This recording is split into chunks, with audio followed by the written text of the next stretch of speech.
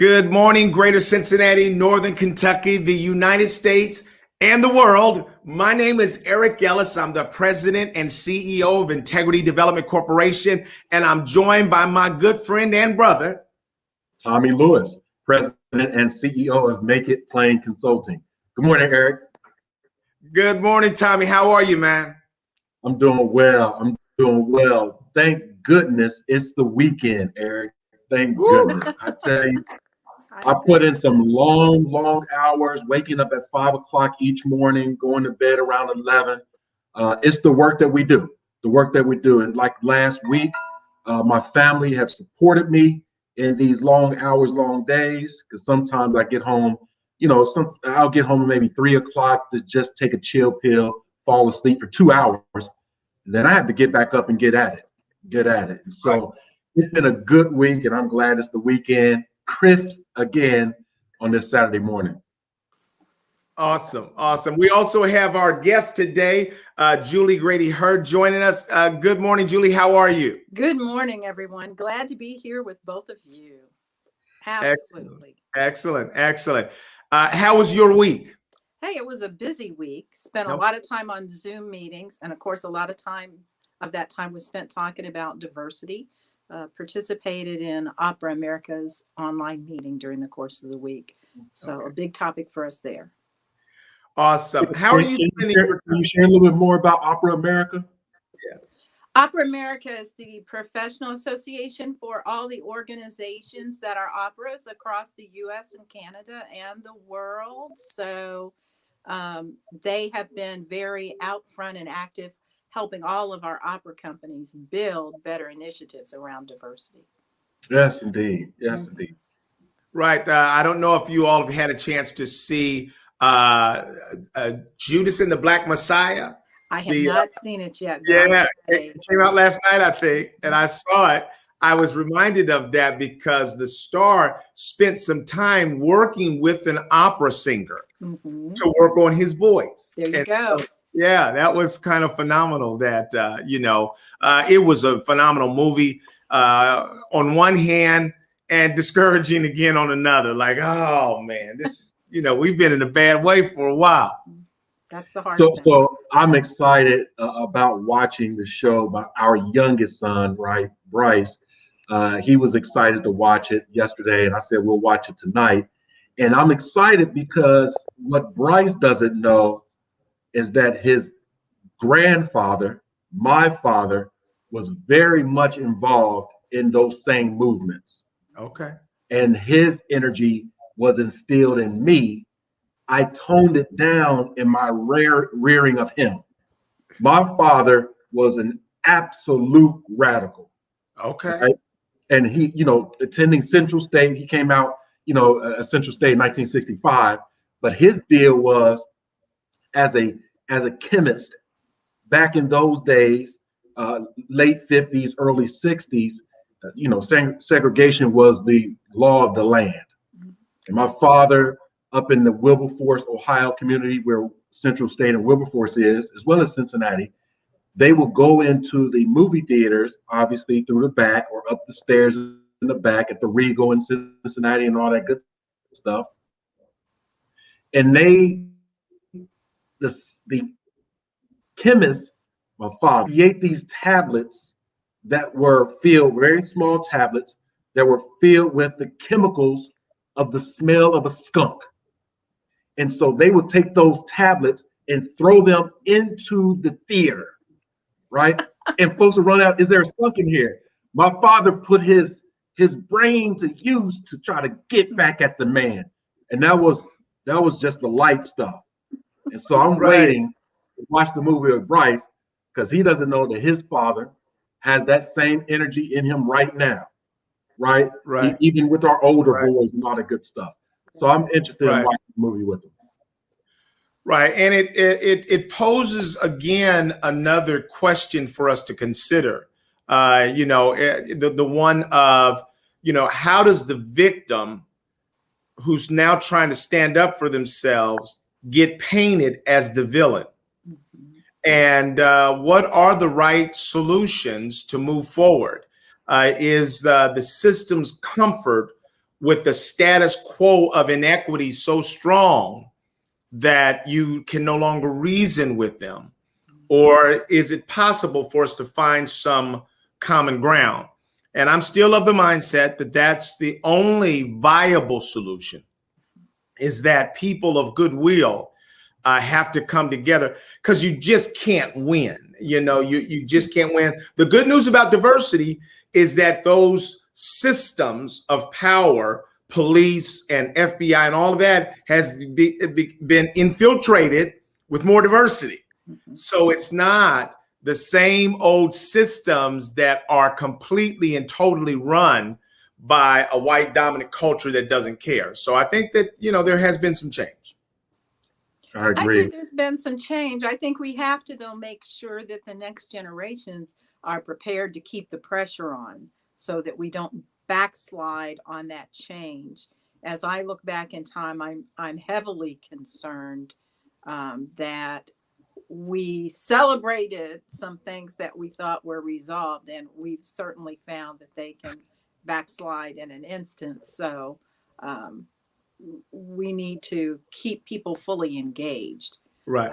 and especially at a young age, Right. especially. So I'm so pleased to hear Tommy talk about speaking with Bryce about these things, because I do worry about what are people saying to the 12-year-olds. Hey, I had a 4-year-old tell me, my goodness, I am over this pandemic. I thought, I can't believe this 4-year-old grandchild even is using the word pandemic when he Right. goes, Grammy, I am Right. done with this pandemic. So Right. this is in young people's minds. They're growing up with this, and they're seeing this stuff, certainly in the media, on television, and hearing the adult conversations. So I worry about what those conversations are. Well, I'm going to take a minute and allow Tommy to as well, and Julie as well, to sort of talk about how we met so many years ago. Julie, I met you through En-ROADS, and you were a sponsoring company, and you were so diligent around trying to make sure that you provided this opportunity, this corporate opportunity, for talented minority young people to be a part of a corporation. And you didn't just sign up as a sponsoring company, you were very involved in some of the training and all that kind of stuff, mentoring young people. And I really was so grateful to have you. I want you to talk about why you all said yes to En-ROADS. And then after that, you were, when I left to start my own consulting firm, you were my very first client. And I certainly was honored around that. Tommy Lewis went through En-ROADS and sort of was a part of the program at the time that you were involved as well. I don't know if you want to say some things about history, sort of a memory lane. Well, I will comment on memory lane that it's now been such a long time ago that our En-ROADS students from those classes now have adults and college students. And so it's been a great journey to still be in contact with many of them. Certainly, I remember Tommy also out there on those Saturday mornings, because we're talking about time beyond the weekdays to, again, help impact and change lives. If you can just even touch and change one life, it's such a joy and such a benefit coming through the years. But in terms of my employer back then, I moved to Cincinnati because of that employer.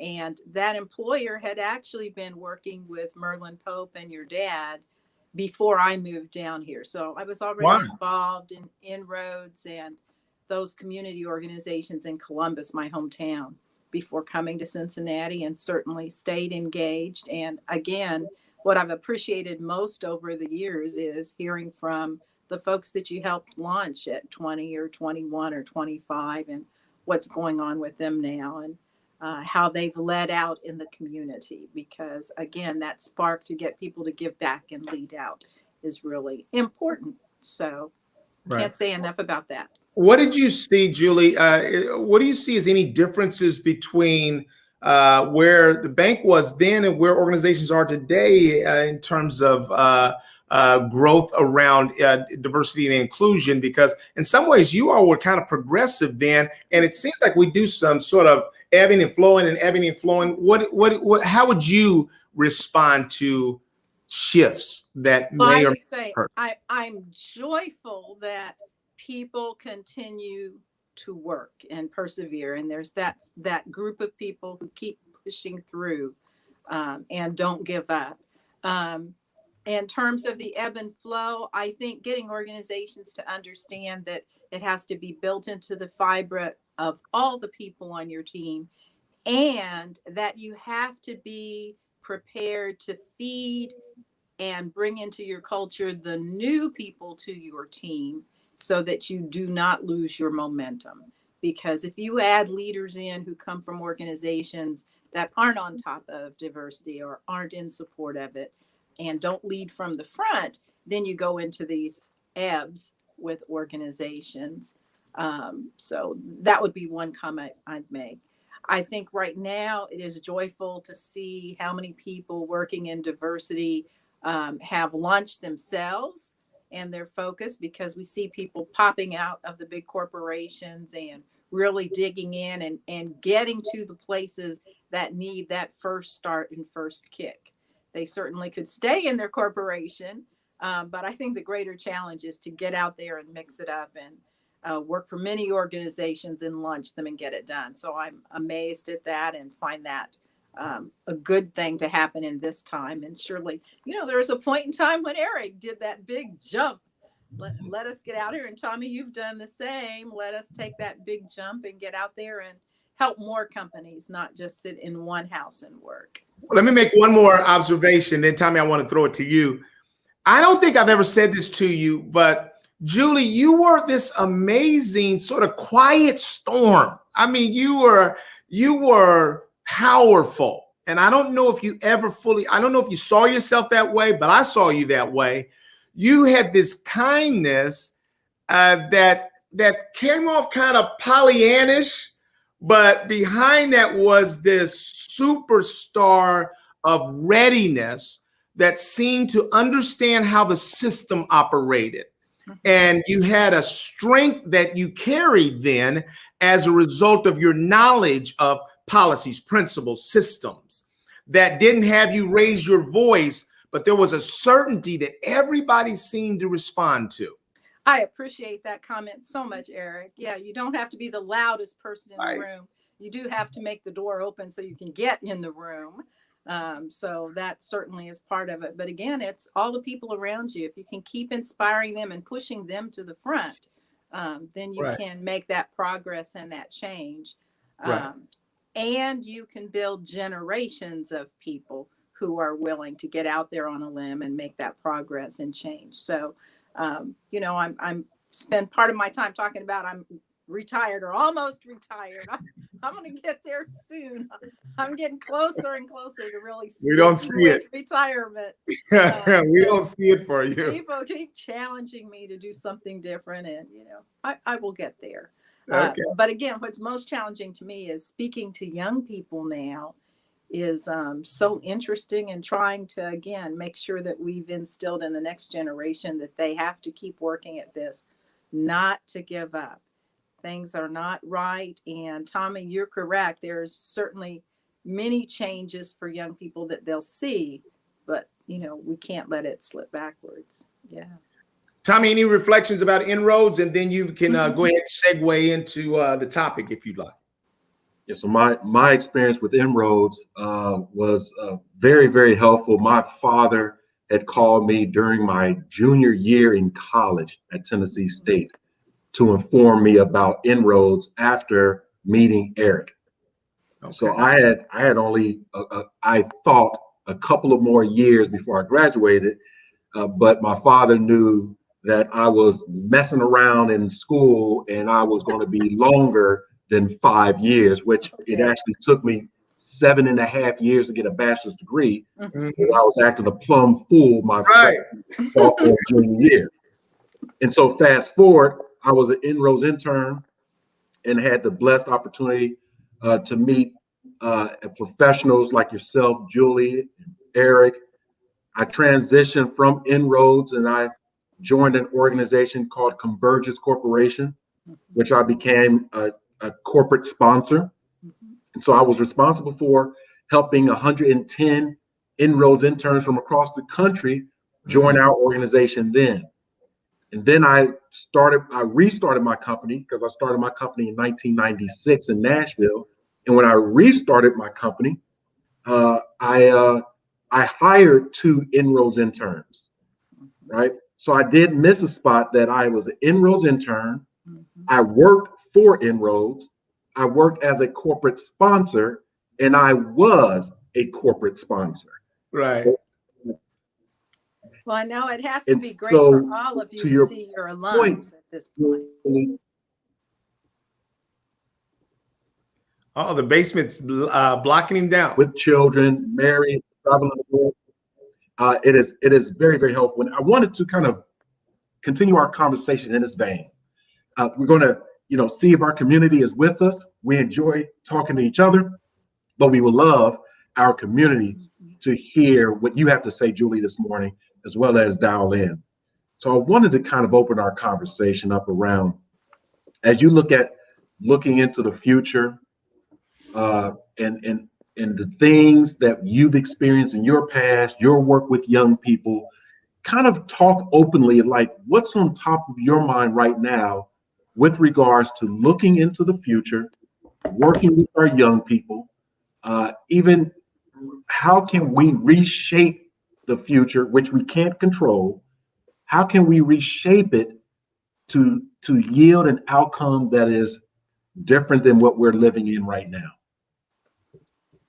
Yeah, I believe that the only way that we can reshape it is to make sure that we're diligent and honest with the generations that are coming along in terms of the opportunities that we've missed or haven't stayed on top of, being honest and open about a conversation with young people, not believing that we should not distress them or not challenge them around topics. We need to fully engage. We need to give them the space to learn, to comment, to have ideas, to be way out there on the other side of a topic. That's a great place to be. It's a thinking place. So giving them the opportunity to think, recognizing that they are young people. And just as you described your college years, and certainly when we talk about Inroads, there are those sponsors that back in the day when you called your Inroader and their answering machine and old technology had a different kind of message on it. Are you one of those sponsors that insists that they call you back and you have a conversation about that and challenge them to look through the lens of the person you're trying to have hire you? And is that what you want them to hear? And we have that same process going on now, with young people, certainly in their Snapchats and TikToks, etc. You don't check them off the list and cross them off. You come back to them and have that conversation, and you'll look back on that joy of helping them think through their opportunities and what they're gifted in and all the positive things that they have going on and their personal expression. You have to enjoy and accept and recognize and find ways to put that personal expression to work in different manners. You can't turn them off. You can't leave them by the side of the road. You have to keep persevering and having hope for them. So I think that's very good and insightful. And for our listening audience and watching audience, they may have this question. I have it as well. When we think of young people, what generation are we talking about? We're already talking about Generation Alpha. Can you believe that? 2010, Generation Alpha hears us and sees what we're doing. They're building their perceptions about race and racism and diversity. What they, as children and young people, have the opportunity to do, to express, and to see is so much greater than the last generation. So, we're talking now about the children of the millennials when you think about it. So it's moving along there. Yeah. So I want to ask you, as we look at Generation Alpha, maybe a generation or two before Generation Alpha, who is the most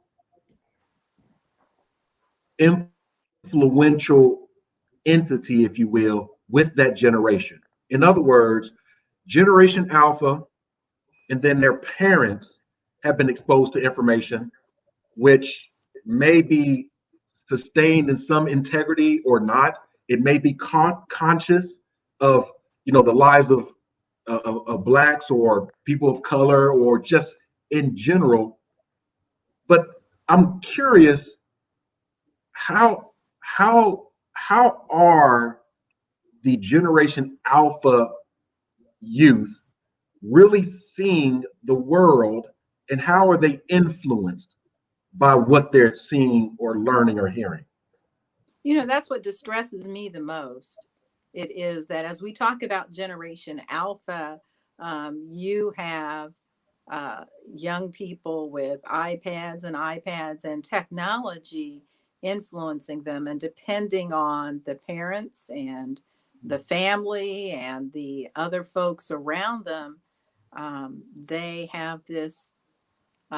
They can sometimes have this information network with no rails. They can sometimes have things that are unfiltered and no one to actually have a Exactly. conversation with them to put things in frame and reference. So yeah, my biggest stress is that we can't lose the human and the family and the culture and the neighborhood and all the generations that support the alphas and that support the Generation Z, interacting with them and having conversation, reaching Mhm. out for them, reaching out and uh, again, inspiring hope in them, inspiring perseverance in them, not letting them just check off the box and say, you people, you didn't get it done, and this is what we have now, and I'm over this. Or insurrection in the streets. You can swing all kinds of different directions with it. So we have Right. to remember that that is true about people who are in an environment who are anti-racist and struggling to continue to be working anti-racist. But there's that 180-degree opposite where people are being raised in an environment where that is not the case, where they are way back in the 60s and the 50s and trying to resurrect things that didn't work for them back in the 50s and the 60s. So Mm. yeah. Right. Let me throw in a couple of things and then have you, Julie and Tommy, weigh in on it. It's suggested that they will be the most educated generation in history. Absolutely. They're tech savvy. AI is their reality. So they're going to be dealing more in this world of artificial intelligence, from jobs to how they interact. Their learning is highly personalized. They are they do not like the sharing economy. They don't like playing by the rules. So they're challenging us. The other thing that we're seeing is that people are in their silos. All of us are in our silos, our echo chambers. So what even are they hearing? If they're not going to CNN, Fox, they're not going those places. They are also the most diverse generation. How will those things affect what their view of today is and tomorrow as it relates to diversity? Any perspective about that? Oh, I worry about that. I don't know that I know the answer to that. Right. I think it's so soon. But again, recognize in terms of skill sets, we have 7, 8, 10-year-olds sitting in front of screens. They are not in class right now with their peers. So their rules, what rules? I can talk, I can scream, I can bounce around my desk, I can do all these different things Right. because I'm at home with family, friend, parent, mom, probably in a room by myself because multiple children are doing this one-on-one thing with, yeah. So very, very different. Right. The other thing that I'm nervous about, because I know that we did it a bit as well. I think that there is a negative psychological impact of screen time and being in front of screens. and having access, unlimited access to the craziness of the world. And I know that we weren't able to block all of that out from our own children. Right. And I get concerned that they can see literally every crazy thing in the world before they're prepared to handle that. And I don't think that we have any guardrails around it. And so it concerns me as to, you know, how do we keep people, you know, in the game at all if they're struggling and seeing things that are traumatizing. Mm-hmm. And when you think about the guardrails, not thinking just of family, because of our current COVID situation, whether it's church or whether it's other organizations for youth, so many of them have had to deviate their programs, and they're also remote. So just as you see an uptick on different issues with children as a result of being at home by themselves or at home alone in many, many cases. So, and I have generations of young people. So my oldest grandchild is a junior in high school, and my youngest grandchild is a kindergartner. So 4 boys. Right. 4 boys. Mm-hmm. So I think a little bit differently. And this is an intriguing conversation.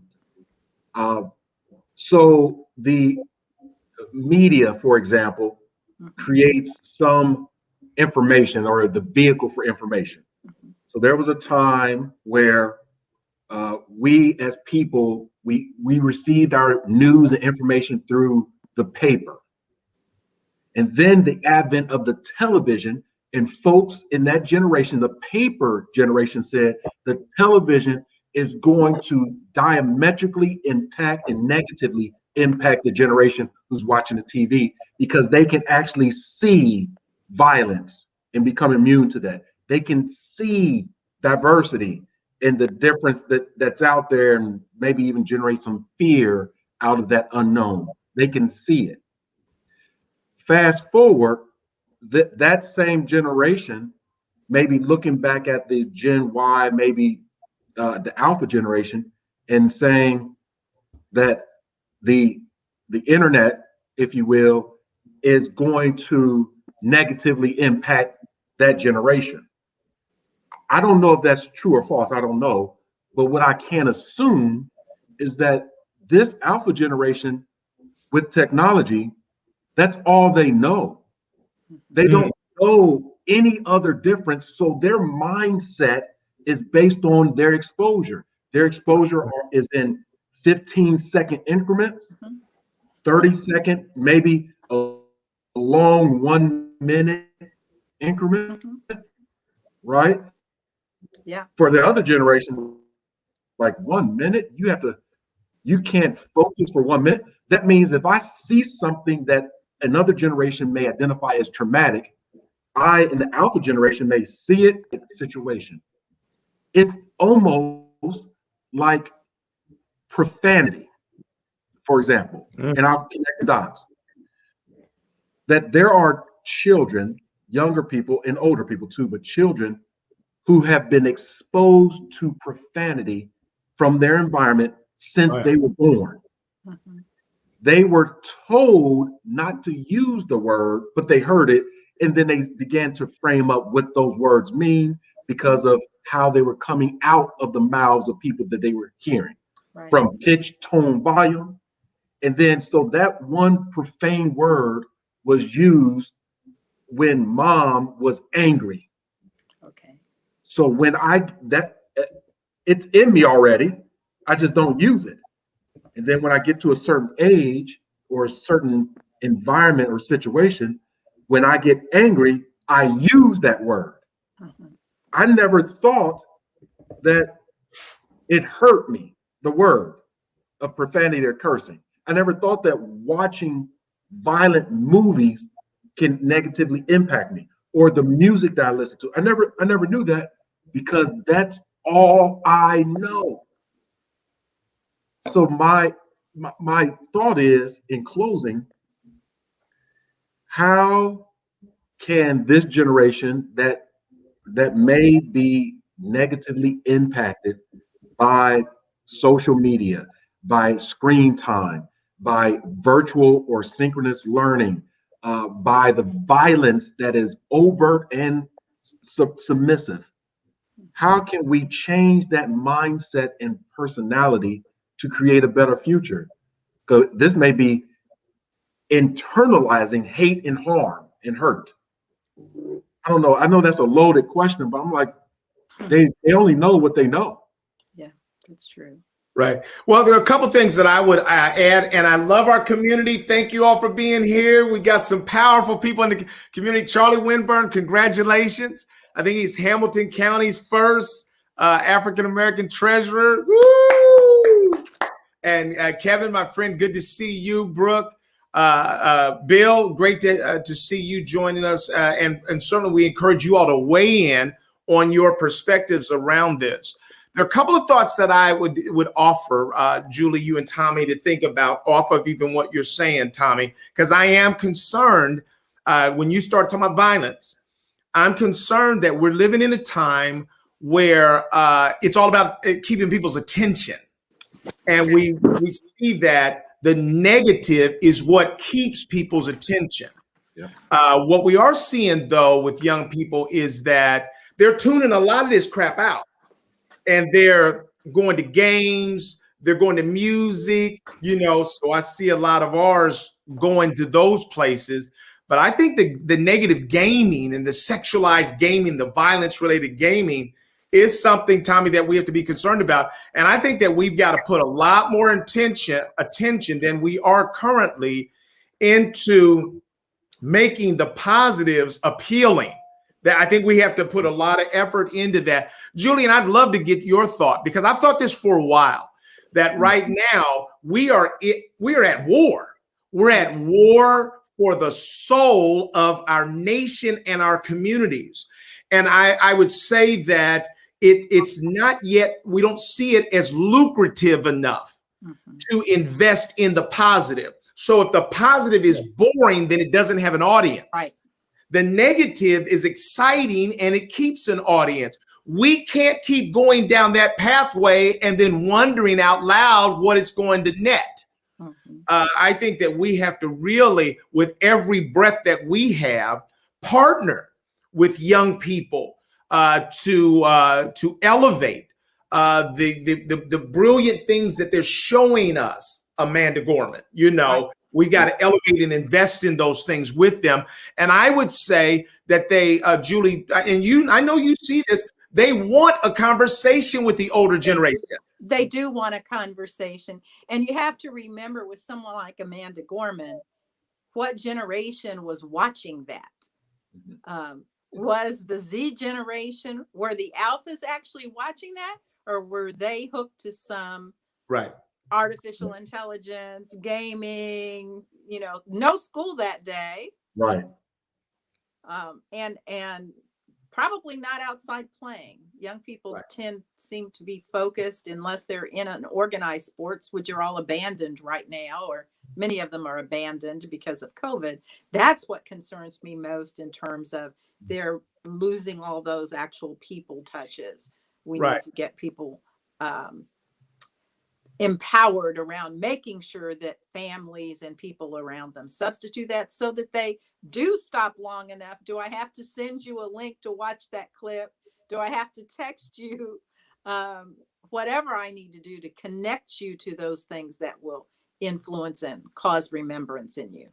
I'm going to admit something here, because I think that it's so easy for me, to blame younger generations of being caught up in tech, in the tech world. But I think I can even say that my children sometimes probably have longed for more engagement with me. And even though we weren't we are tech, but we weren't as much tech, we were still working. We were doing things, quote unquote, in the name of the family, that took us away from being able to spend one-on-one time with them. And I think they've longed for that, and they've missed that. And while I sometimes will blame younger generations for being caught up on social media, they probably have desired more attention than they've received. And so we have to take ownership of that as well, and not just throw off on them around the social media world. We have to be flexible with our own style. We have a family joke about that goes back probably 8 or 10 years now. I used to try to make time for people to specifically come over and have dinner or get appointments with kids. That just wasn't working. Technology works. If I send a picture of what I have provided for dinner for the day, Right. I have to, no words required. Right. Shoot the picture. Right. Oh my goodness, people appear in my kitchen. So but that if is you try to beautiful. plan that with even with the high schoolers now, if you try to plan that and work into their schedule, not going to happen, folks. But you have to step into their technology and respond the way they want to respond, and react in the manner that they expect. And that's good. We have to be flexible to that. I think Have I'm to be laughing because I think, Julie, that's so excellent what you're sharing, and as well as with Eric. Over the last 6 months, I've been working with 2 school districts, very large school districts, and we are teaching, we're training diversity, equity, and inclusion solutions for the teaching staff. So upwards of 2,500. We've trained 2,500 teachers and close to 6,000 students, maybe 7,000 students. And last couple of months, obviously with COVID, my team and I, we've been positioning with this teaching staff who are of a different generation. Do you remember when teachers used to say, do not bring your cell phones into class, do not bring your tablets, do not bring your computers, and teachers were vehemently against technology because that was not education. That was pre-COVID. And then, and the students, that generation was like, this is the way we can learn faster. Teachers, adults, no, that's not the way you learn. Right. And so we've been asking folks, what are those teachers saying now? You have to embrace it. They have to know how to do it. But so in that embrace, is it because of necessity, or is it because, well, that's not the question I'm asking. What is the teacher, what are the adults going through psychologically that may show that they were wrong? That's what I'm trying to say. The teachers were wrong. How are they wrong? They're wrong that they were wrong that the only way to educate students was for them to be in the classroom. Right. They were wrong. That's not the only way. How are they dealing with that psychological accountability? That's an interesting question, because we started out with this conversation about inroads. So hands-on, people touching people wins. But even in the day of doing inroads, there were certainly leaders and parents in schools who didn't understand why people were coming out of school to participate in things, who didn't understand how you could ask our teenagers to come on a Saturday morning.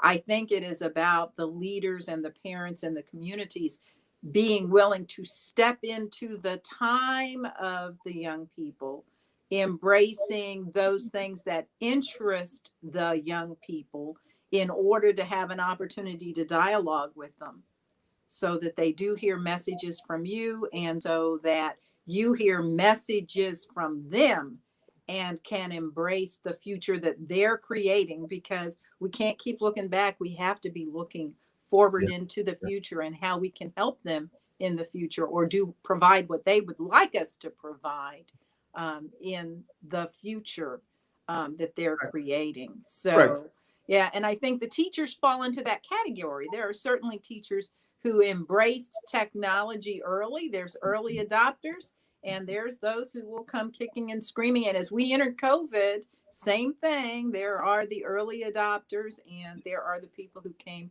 kicking and screaming to the table. So you have people in all generations who there's folks now who are 80 who couldn't do without their iPad Yeah. Right. or their smartphone. You know, it Right. just depends on the individual. So let me ask you all this, because I think that there's something that continues, and we have generally not identified it comfortably or addressed it, and that is this this tendency too often for marginalized people to sort of sit back and wait for somebody else to solve a problem. Mhm. And I think that that could be a result of oppression. But at some point, and I went back and grabbed Dan Joyner's comment, this could be the beginning of the gamification of education, is I think that we have to work alongside young people to look at how do we develop technology-based solutions that help us to continue to propel our values, the values that we have. In other words, we could just wait for the onslaught of a more negative world, or we could get out in front of this. And I tend to believe that that sometimes we think about solutions too narrowly. We think about them only for marginalized people when everybody needs it.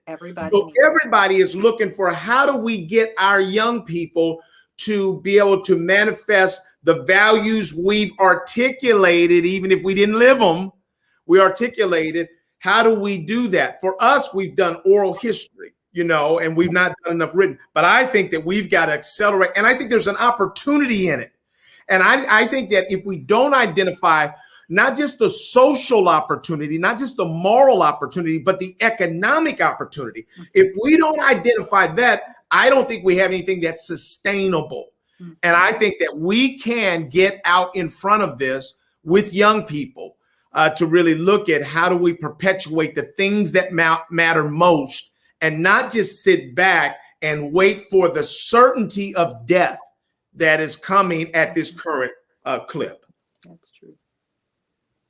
Anybody want to weigh in on that? Tommy, Charlie Winburn, others, Kevin? So as we are projecting our thoughts about the other generation or other generations, what does the younger generations think about race and racism? Because, and as we're thinking about that, you know, the generations from the 30s and 40s thought about race and racism potentially differently. The 50s and 60s, obviously, the 80s. 2020 is not 1930. So how are this generation really seeing race and racism? That's a good question, Tommy. Let me take a stab at it first, based upon what I've heard. So based upon what I've heard from this generation, I think that they are mixed. They have a mixed view. And so they look at these traditional views that people of color come to the table with, that whites, that their parents come to the table with, and they kind of reject that.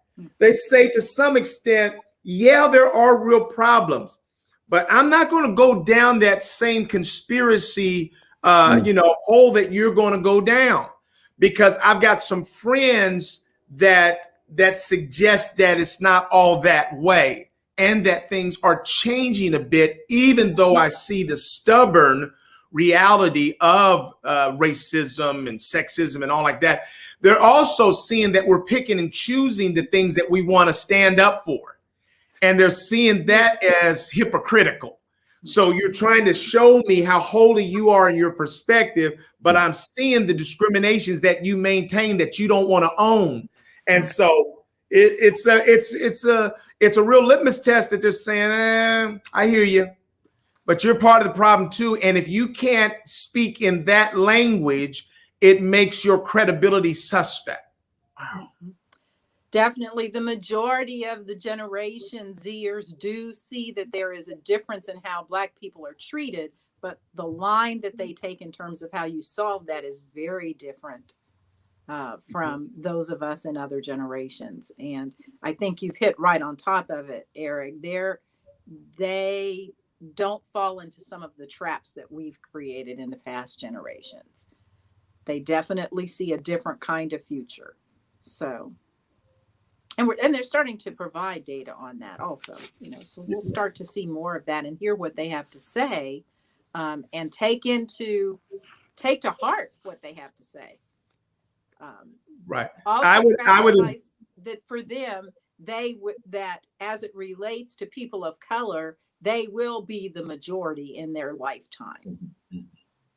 So we have to recognize that is upon us. It's about to change significantly. So they really are often talking about people of color, and that's a whole variation of things. Let me ask you this, Julie, just from your perspective, are you seeing the forces of good? Are they stronger? What's their trajectory of good versus resistance? We are seeing the monetization of the negative. That's what we're seeing right now. We're seeing it have political value.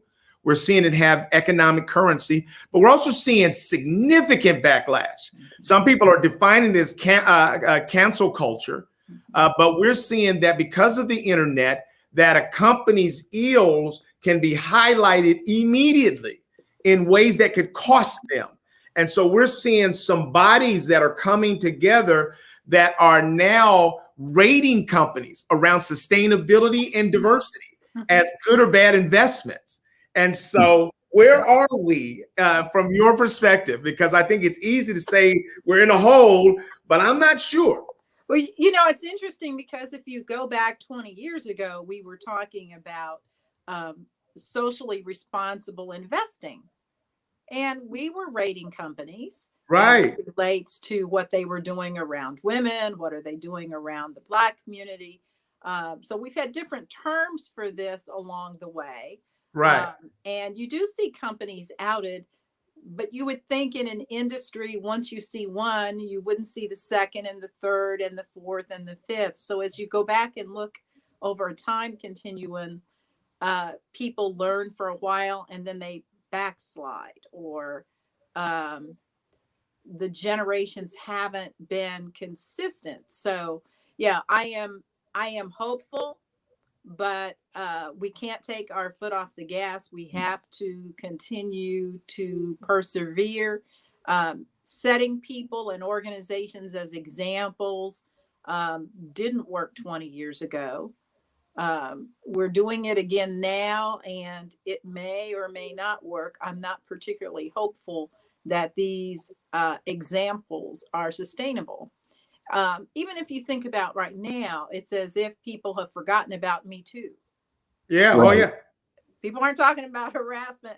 We need to be talking about that too. We can't just in isolated silos talk about one topic and then bounce to the next, because we haven't solved those other problems. They still exist. They're still there. They still deserve our attention.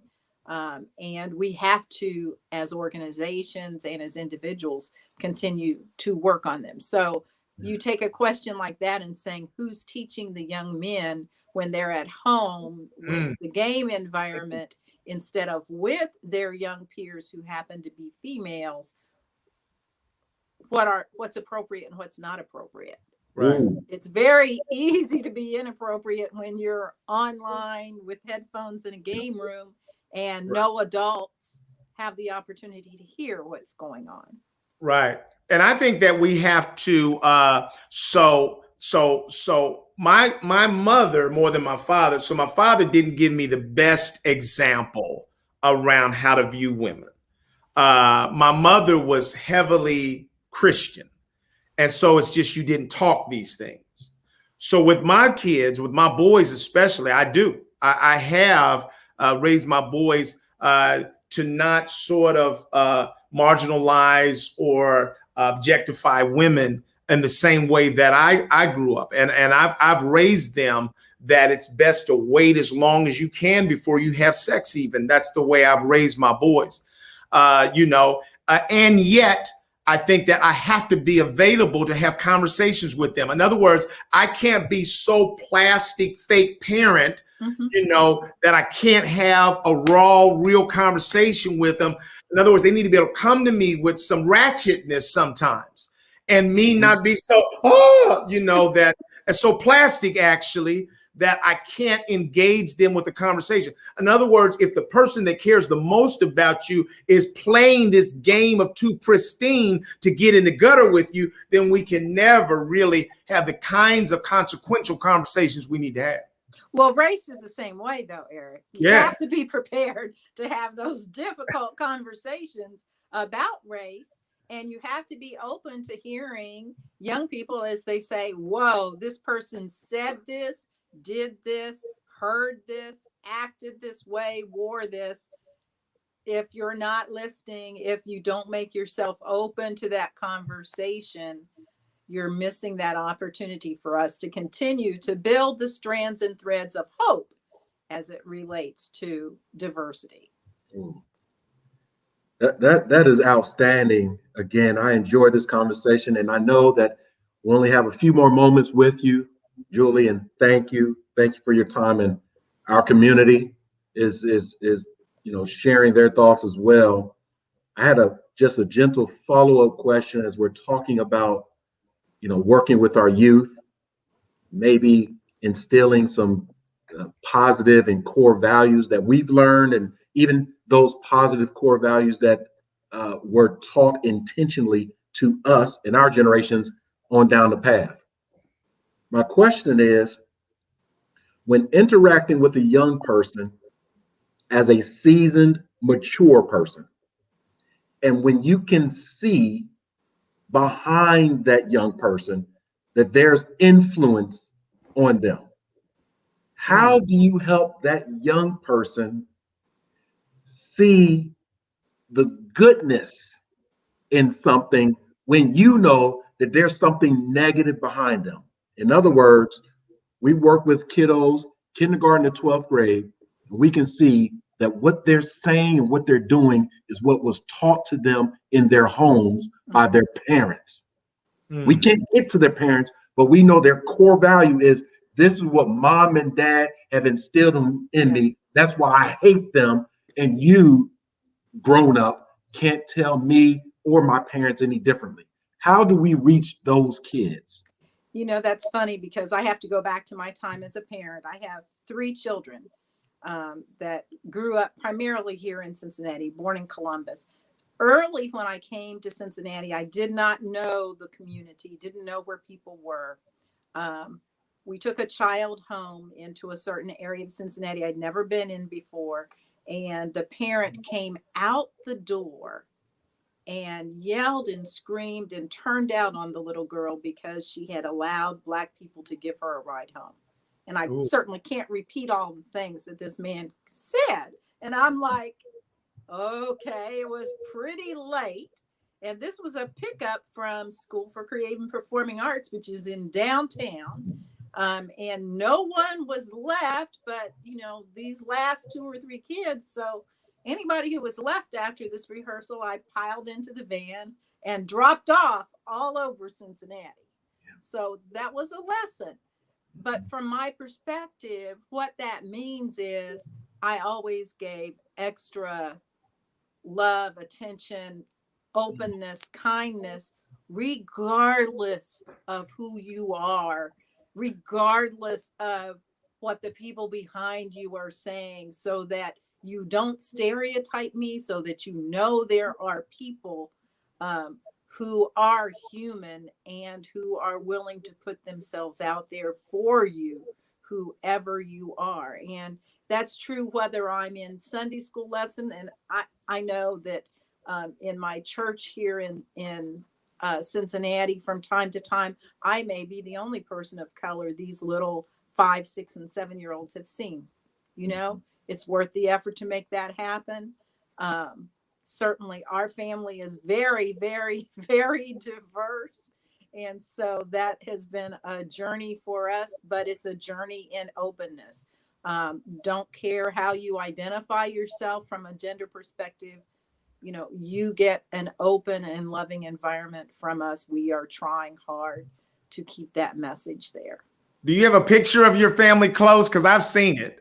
Yeah, I don't have. Ah! Yeah, you've seen one that's about 10 years old, I think, that had everybody. We've got Okay. yet another generation of that, but Right. yeah, it's gone on. Yeah, we're into the next generation Right. of How do you Chastises. how do you feel when you look at that picture, Julie?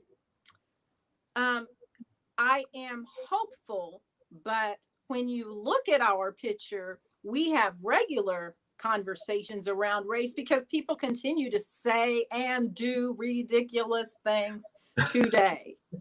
They have not stopped. Right. The things they said to my children and their spouses Yep. are ridiculous, were ridiculous, and I am certainly disheartened when they say those ridiculous things to my grandchildren. So yes, we are constantly Still in the on fight. a journey.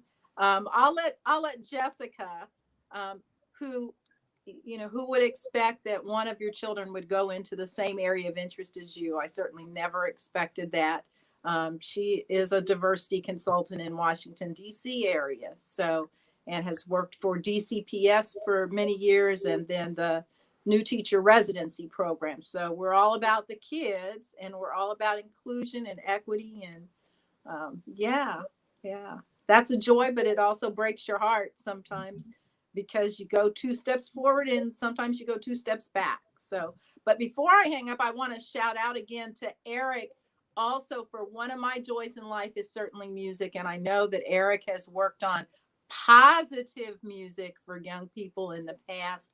And that idea of positive music is an example of what we can do to instill values in a way that young people can take an interest in and join in. So Right. glad I could spend some time talking to you. Yes. Thank you. Thank you. Woo! Thanks, Tommy. We'll see you soon. All right. Thank you, Julie. Bye. All right. Bye. But I'll tell you, Tommy, I think that certainly it's awesome to have Julie join us today. But I think that as we think about the future and how to get there, I know, Tommy, that there's still a formula that we have to unlock. In other words, so I started this record label, Positive Message Music, and I already knew that the name wasn't going to really work for young people. And but I think that we've got to, so if a partnership has not been solidified fully, that to me, that means that I haven't listened well enough. I haven't collaborated well enough that it interests young people enough to come to the table in it. And so I think that we have some work to still do. But I think there's an opportunity in this space, Tommy, because our country, our world is in trouble. It needs more of what you and I are teaching and talking about. But we can't just keep going toward this cliff saying, oh, isn't it a shame? Right. That they're not getting it. Yeah, and Eric, that's where one of my questions was around the where are the adults' ownership and accountability?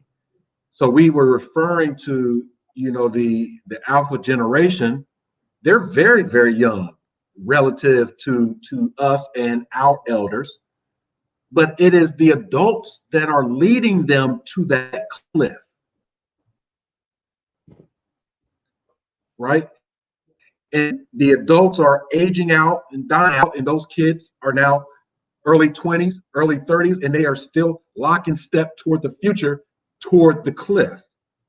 And so if we know that there's a cliff, and that cliff is of hate and discrimination and bias and bigotry, that's evolving to be even a greater gasp, right? In the gap in our community, we're leading them toward that.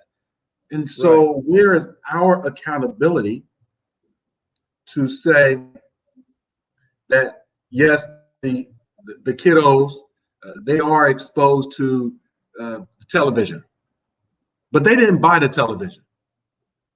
They're exposed to the computer or the games. They did not buy the computers and the games. I'm talking about our little kiddos. We Right. did.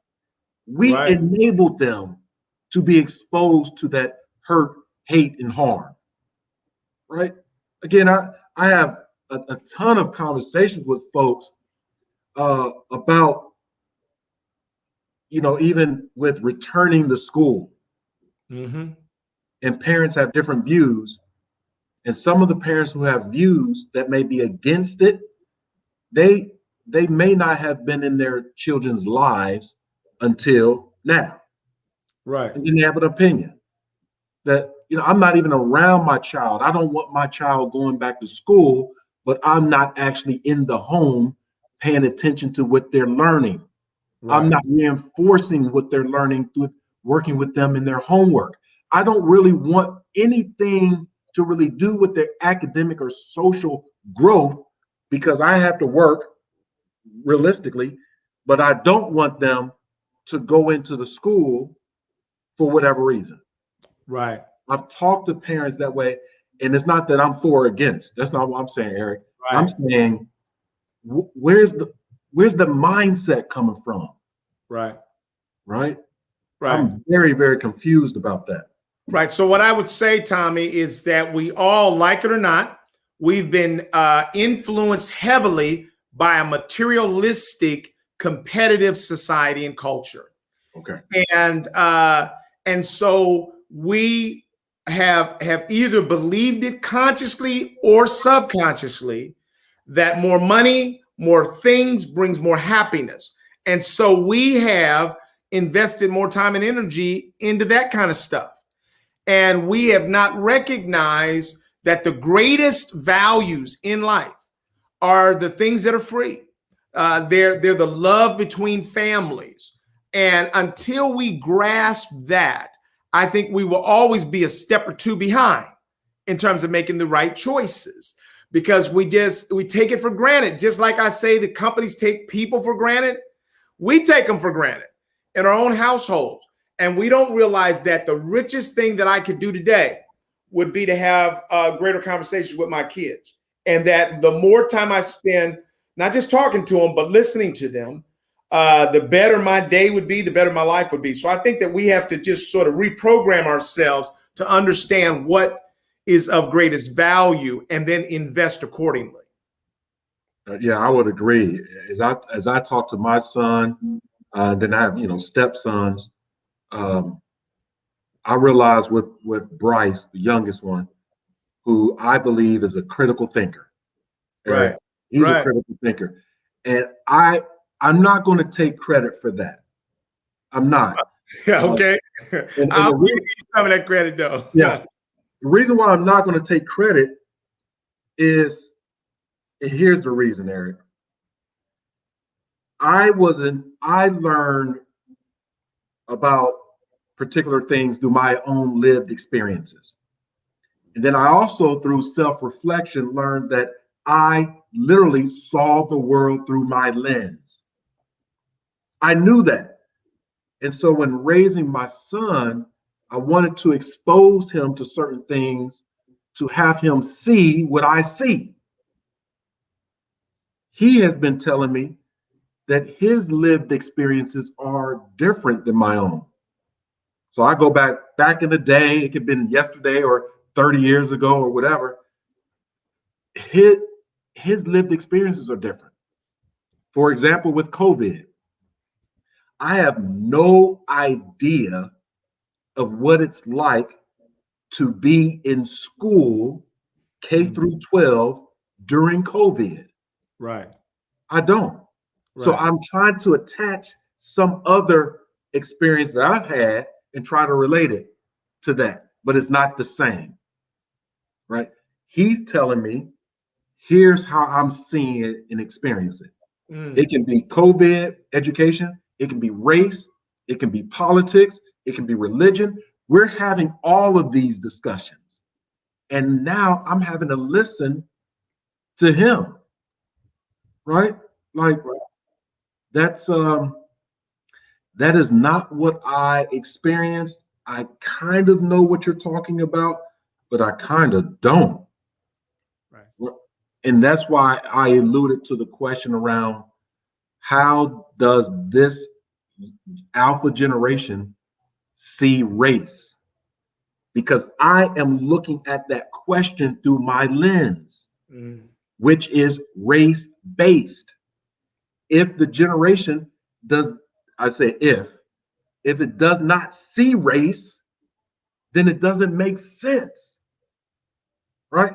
But I'm seeing the word race and racism through the lens of racism. Right. Right. And I think so. What we know, let's just harken back to what we know. What we know is that one of the techniques that brings down conscious and unconscious biases is to develop meaningful relationships with people who are different. Yeah. I think that that offers us the same solution here. In other words, for you and I to avoid operating out of our own biased lenses, we have to develop more relationship, which is not me doing all the talking, which is a collaborative back and forth where I listen and learn as well. And so I think that that's probably the greatest answer that we have, and it's part of what you're doing. I think it just we want to bring more intentionality around it and maybe more listening than lecturing. I think that as a parent, the older my kids get, the more important I recognize, and I think it was probably more important even when they were younger. I just didn't do it because I had the more authority and freedom to impose my view. Yes. The older they get, you have less of that. But I think that we should start as early as possible in turning over the reins. If they're a horse, letting them drive their own ship and listening to them and learning from them. I also wanted the thing that I'm mindful of here, Tommy, in this whole conversation, I'm gonna post it, is we have to stop waiting for somebody else to bring along the answers. I think there's a collective waiting on somebody and trying to blame somebody else for not getting the world fixed. Why do we wait? I think it's a laziness. I think that the solutions feel difficult, but I think it's easier to complain that doesn't take any preparation. It takes no preparation to complain. It takes no extra energy to complain. You can just do it spontaneously. And then you have no responsibility or accountability. Yeah. So I think that's why we just do that. We just go to that. And what I would say is not only is it harder, but it's also more beneficial. And I think that one of the things that we don't do, Tommy, and this show gives us a little time to do this, is we don't stop the world and create more space for new thinking to unfold. And I think that if we're not creating more space for fresh thinking and ideas, we'll never collectively find them. And so one of the challenges I want to put forth to our community is to weigh in with Tommy and I. And I'm going to tell you this. I'm going to say this real loud and clear, that we can't stop theoretically telling people about the value of diversity. We got to show them. Yeah. We have to prove it by doing something big that makes enough money, because that's the currency that society respects, that makes enough money, that then people start, hey, what is it y'all doing? What are y'all doing again? I think that's where we got to go. If we say this is the better way, I think we have to show it. And I think currency, money is one way, but it's really a reflection of the value of ideas being brought together. Yeah, Eric, I completely agree with you. Completely agree. You were spot on there of doing and showing, because what we're finding in communities and organizations in respect to diversity, equity, and inclusion, that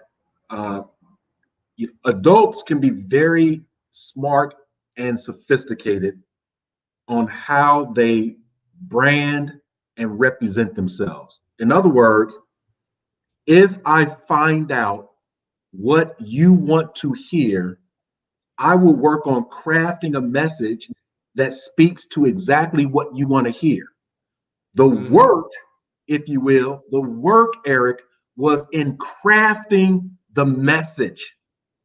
The work was not actually doing the work. Right. That it took me some time. It took me 5 years to really figure out the algorithm that will have you keep clicking that bait, right? That was a heavy lifting work. But the work of diversity, equity, and inclusion, one thing, I don't want to be accountable for doing that. The other is that I still see that if our environment is equitable, I will lose something. That's Yeah. a perception. Yeah. I will lose something. And others will gain. And if others are gaining, I am again losing. So Right. not only am I giving it up, but others are gaining. That's competitive advantage. I want to be competitive. This is a lose-lose proposition. That's a Right. perspective. And Right. then the third, there is still that sense of fear, whatever that fear is. Right. So I would rather throw stones and then get out of the picture frame, or I would rather work on trying to tell you what you already want to hear, have you hear it, me tell you, I told you so, you agree with it. Now we're post anything, post racial, post homophobic, post xenophobic, we're post anything, right? And that's Powerful. why I say, Eric, that people say, let's just move on. Because we all are in this post mentality that not really understand or having to reflect on what happened, the work, just let's move on. Right? Let's Right. move on. So let me say that there's something that you and I share and many of our community members share. It's something that Ken Wilson has said to me years ago, and I never fully embraced it. Eric Ruffin, this applies to you. He said, Eric, he said, as an entrepreneur, you went into the space of nothing and created something. Wow, Tommy. And that's what you've done. And Yeah. that's what Eric Ruffin has done. And that's what Charlie Winburn and others have done. And so I had somebody pay me a compliment recently. He said, Eric, he said, some of us need to just come sit and watch you. He said, because I feel like I learn so much every time I watch you. And I was like, well, thanks for the compliment, and then I thought about it. And I thought about that the work that I do with leaders today, I didn't just start doing today. Right. I actually have spent the last 30 years working with leaders. And then in the last 5 to 10, now God has given me leaders within my clients. So I didn't have the chief leader within my clients. But he gave me 30 years of working with leaders so that it would prepare me for. So that's part of what people have done in their own lives. They've had experiences across their lives that will prepare them for moments that they're going to be experiencing. And I think that's one of the things that everybody here in our community, we all need to be empowered to share that with others, because that's what we're talking about, is how do we actualize change? And guess what, Tommy Lewis? You've done that. You've done that when it was hard. You've done it when it was lonely. You've had to go into recesses of your mind, which is exhausting sometimes. Yeah. And then you had to say, okay, I don't have it in my mind. And then you had to lay down and cry and lay in your bed and say, God, give me an idea. Or let me show it with Eric and he'll give me, or I'll give him one. And we have found a way. Part of our answer and part of our solutions are in the collective joint sort of time to talk about what we've learned from that, and then how do we apply that going forward. Yeah, Eric, this past week, I consistently continue to learn, So I'm working with a client over the last several months, and I'm a little bit frustrated with the start-stop work in Yep. this space of DE&I. Start, stop. There's high energy, low energy, right? And so I'm a little bit frustrated because I'm at the end of each session, Eric, we have these quick surveys that post where they are, and it's high marks. Yeah. We're on board. Yep. I don't want to be a part of the DE&I committee, Right. but I'm committed to diversity, equity, and inclusion. Yep. And so I had come to my wit's end, and I reach out to you and your team based on some work that I did with your organization with one of your clients. And there was an activity, Eric, that I thought was, one, an easy opportunity for the facilitator to take the back seat and give the participants all of the floor. The activity was called diversity critical thinking. Right. And so I asked you and your team, hey, I'm preparing for this client. I'm at my wit's end. I need something new, something fresh. I'm all talked out. I'm all thought out. Right. And then I get the exercise. Now, this training is virtual. And so in the virtual training, we send the exercise to the client. There are about 80 of them, right? Mm-hmm. And then they're going to break out into small groups. And the groups are going to be pretty much like 18 to 20 people in each group, right? Give or take. Mm-hmm. Here's where the additional frustration comes out. Eric, in this activity, folks are to identify, there's a list of controversial topics or contemporary topics. And they're to identify just 2 or 3 issues, 2 or 3 topics, and then work through about 3 of the 4 perspectives for that issue and 3 of the against perspectives for that issue, right? And you know this because you created it. I got it. Right. And then we bring them back together in a large group and they share back what were your 2 issues, what were your fors and against. And time again, Eric Ellis, that I heard 1 for perspective for an issue. Right. 1. Right. There were 18 people in the discussion. Right. And amongst the 18, there's only 1 for. We're talking about diversity critical thinking, being able to have empathy and see multiple perspectives for the same issue. And what it told me, and I'm not going to name the exact topics right now. Right. But you can imagine what these topics are. Yeah.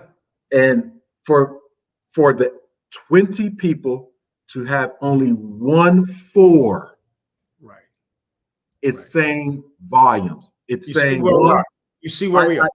I don't know where we are, or I don't care. But for the against, man, they will have 6 or 7, right? And I do know there's some discussion, 6 or 7. And my frustration is that there are community members who come to the client to ask them for their service, and they are on the for side. Eric, I'm for that issue. I am that issue, and I don't know that you're against me. Right. You're against, not for, you're against. Right. That's where my frustration is when people are smiling in your face, they're nodding, we're committed to this work, but they're not. Right. How do we work through it? Right. And I'll tell you, Tommy, so I run into that a lot too. And I on my good days, I must preface it with that. On my good days, I see it as an opportunity to keep learning and keep trying to untangle the puzzle. On my bad days, I'm like, well, we don't have to do this. We ain't got to do this. Because I ain't got no energy to convince you. Sound like you got it. You know, I have run out of energy because I've decided, Tommy, that you are asking me to invest my life in ways that are more committed to you than you are. I don't want to do that. Wow. I don't want to do that. I can't do that because it costs too much.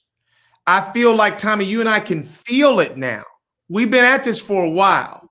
When you see that rampant ignorance and resistance and pushback, you just say to yourself, I can't do this anymore. I can't keep showing up and having to justify why I'm here and why you should pay me and why we should invest any time in it and why it has business value. Yeah. I don't have that energy every day. I certainly don't have any emotion. I love this about the person that manages my finances. She taught my daughter probably 10 or 15 years ago, Jillian, numbers are not emotional. Don't get emotional about the numbers. We either have it or we don't have it. And we manage according to that.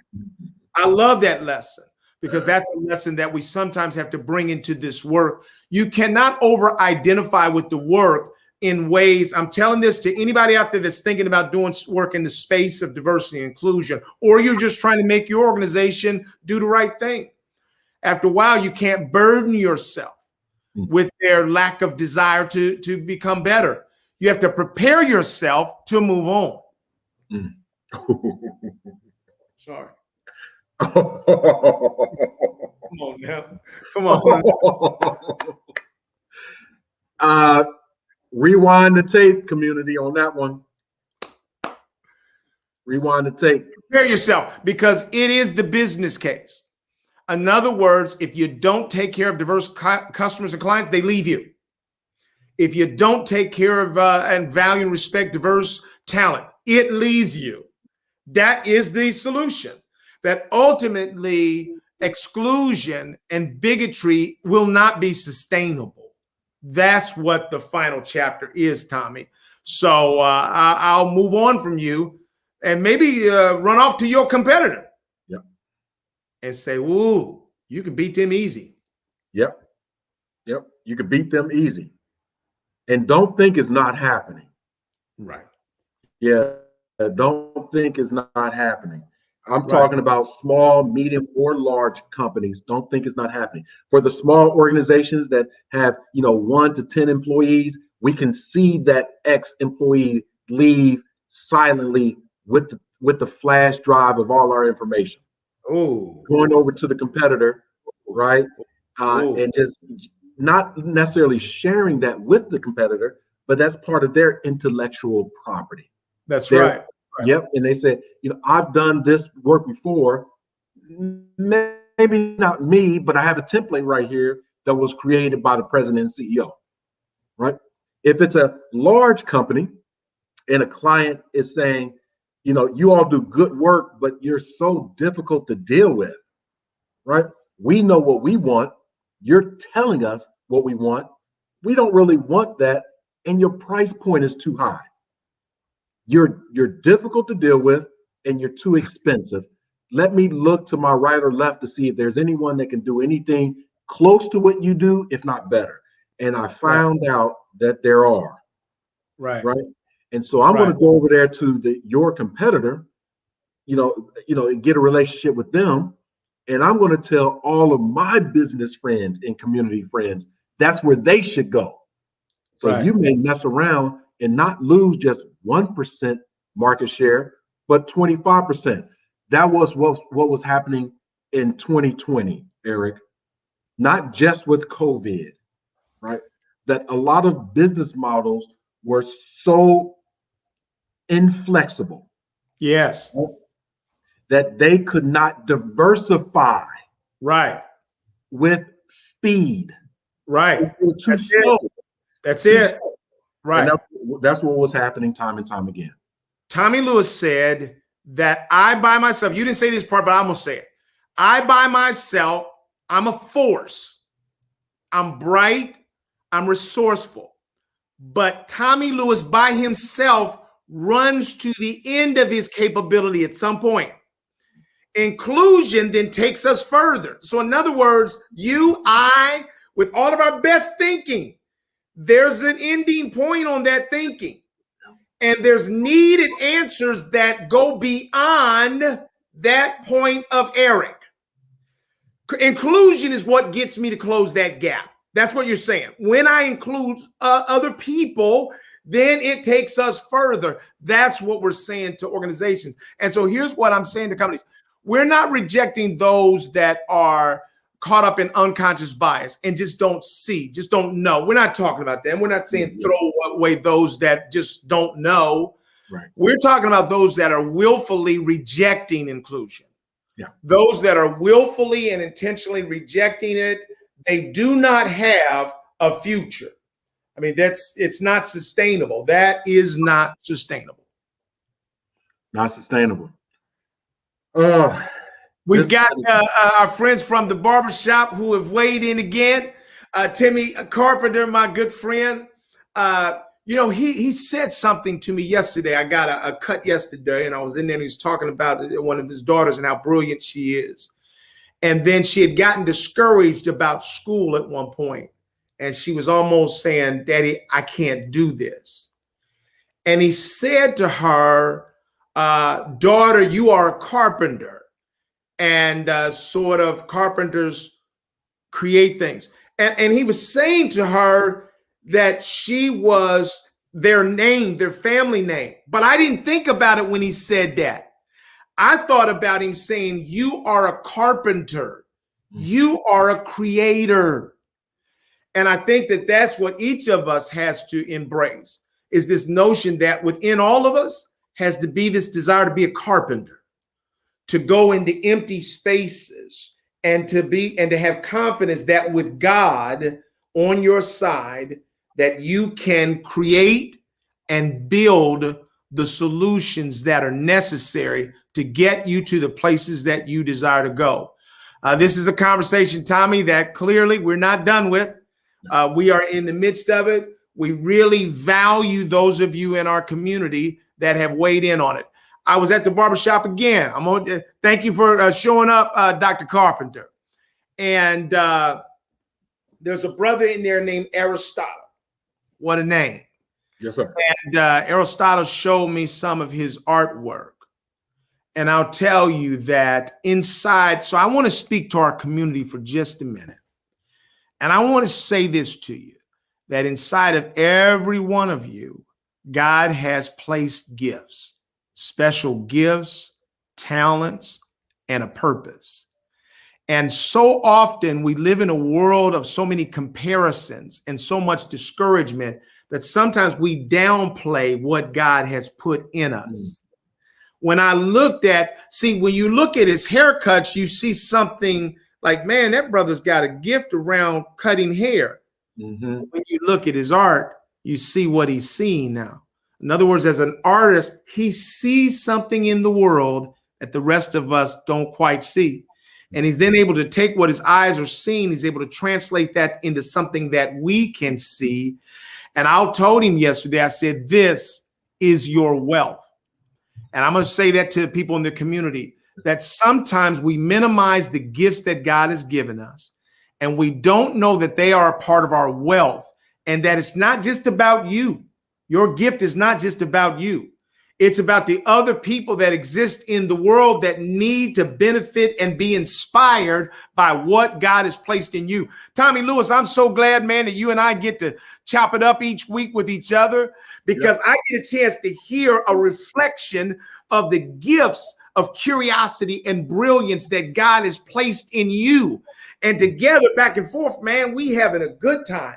And so I want us as a people to be encouraged that the future is brighter, especially if you begin to celebrate what God has created and put in you, and to mine that. In other words, mine the gold that exists inside of you. So, Eric, as we're wrapping up here, and obviously give you the last word, if I can say anything about myself, even particularly with today and other times we're together, especially when we have guests.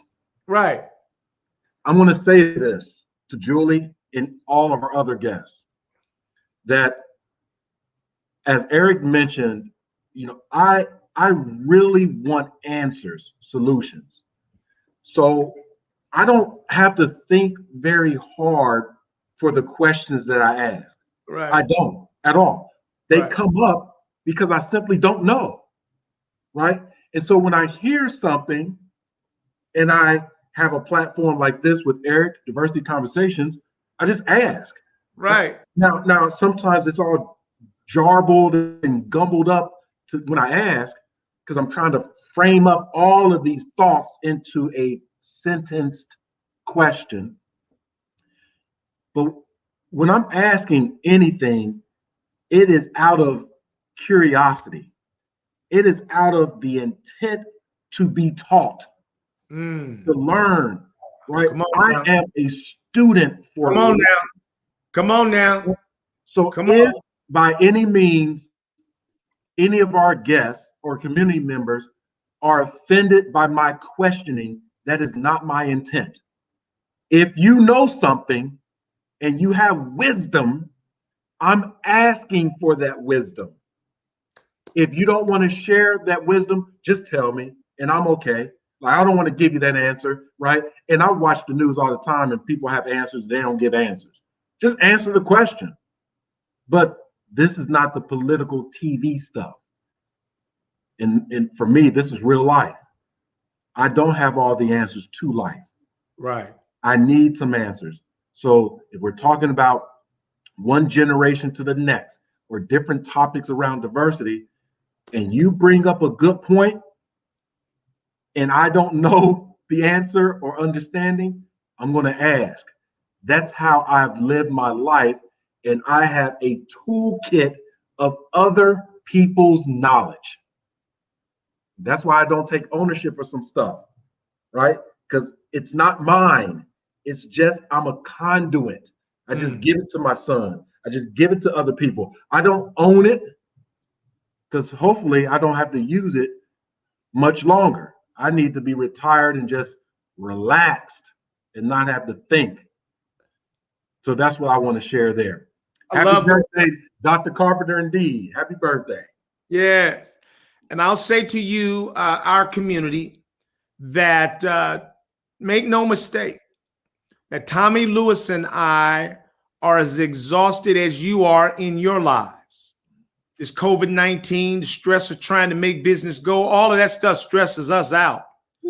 And there's a lot of things that interfere and can get in the way of us wanting to show up here. I mean, I know you, Tommy. We don't need something that's something on a regular basis that we have to do. Neither one of us need that. We don't need not one regular thing that we're supposed to do, because we're always trying to squeeze out some rest in life and some peace in life and some just exhale in life. But it's because of you all being here. And it's because of what we collectively are able to create that keeps drawing us back to the table each week to see what else is going to happen. And Charlie, thank you for showing up. Thank you. Because every one of you that shows up, you say that it's worth it for Tommy and I to invest in this with each other. We know that we're blessed and we're grateful for that.